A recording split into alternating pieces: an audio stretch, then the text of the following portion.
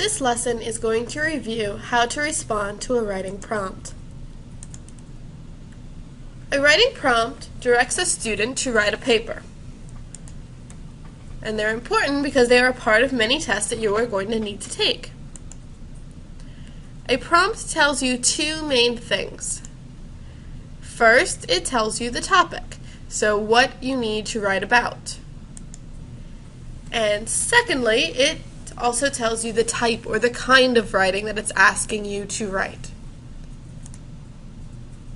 Some guidelines for writing a response to a prompt. First of all, make sure you carefully read the prompt. When you're reading the prompt, you want to look for keywords that tell you the topic and the kind of writing that you're supposed to be doing.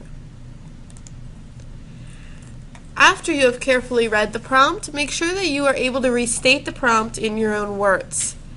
If you are not able to do this, it probably means you don't really understand what the prompt is asking you, and you really need to go back and reread that prompt again carefully. Let's take a look at an example prompt. Explain why photographing tornadoes is difficult. First thing you want to do when confronted with a prompt like this is look for topic keywords and kind of writing keywords. So let's first look for topic. What is the topic of this prompt? I'm hoping that you said photographing tornadoes, because that is the main topic of what we are supposed to be writing about. Now, what about kind keywords? Words that point to the kind or type of writing that we're supposed to do. Did you say explain? If so, you are absolutely correct. So this prompt wants us to explain something, and the something it wants us to explain is why photographing tornadoes is so difficult. Here's a guide to some key, kind, or type of writing words that you may find in writing prompts. A copy of this chart is also included in your folder for this week, so that if you'd like, you can print it out and keep it handy as you work through your lessons. Notice that narrative means that you're going to tell a story. Opinion means you're going to give your thoughts or feelings. If the prompt tells you to explain why, you need to give reasons supported by details. If it tells you to explain how, now you need to give steps and details for doing or making something. If the keyword describe is in your prompt, you need to give details to create a picture in your reader's mind. Persuade? Well, then you're convincing your reader to take action. And finally, if your prompt has included in it compare and contrast, you need to be sure that you're pointing out similarities and differences in whatever the topic is for that prompt. After you know what your prompt is asking you, and you're sure that you're on track, you need to next decide what to write about.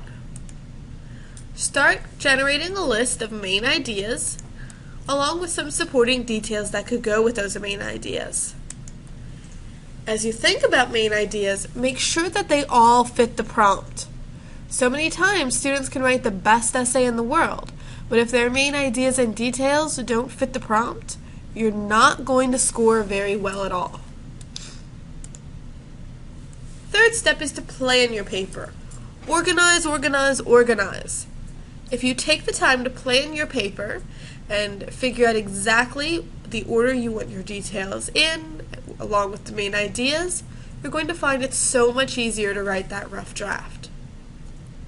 Which, of course, brings us to step 4, draft your paper. When you're drafting your paper, in your first paragraph, you should begin by restating the prompt, okay, by putting that prompt into your own words. As you draft your paper, follow the plan that you generated in the previous step. That's why you created a plan. Make sure that you're stating your main ideas clearly, and make sure that all of your main ideas are supported with details. If you do not have details to support a main idea, then you shouldn't use that main idea. You always need to have supporting details. It makes your writing so much stronger. Next, revise your paper. Add details. So as you read through, if you find an area that's maybe a little bit lacking of details, you can always add some more in.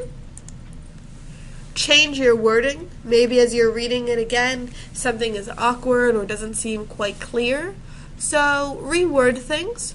You can also reword things to make your writing more interesting. And please don't forget to proofread carefully. Always run a spell check so that you can make sure that things are spelled correctly. Check for capitalization. Make sure you have end marks at the end of sentences. Little things like that can really add up. So always make sure you take the time to proofread carefully. Another thing I would suggest you do while you proofread carefully is to actually read your paper out loud.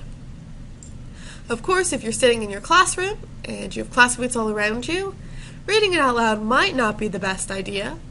But if you happen to be working on your prompt at home or in some quiet location with nobody else around, read it out loud because you can catch a lot of the errors in it by doing that.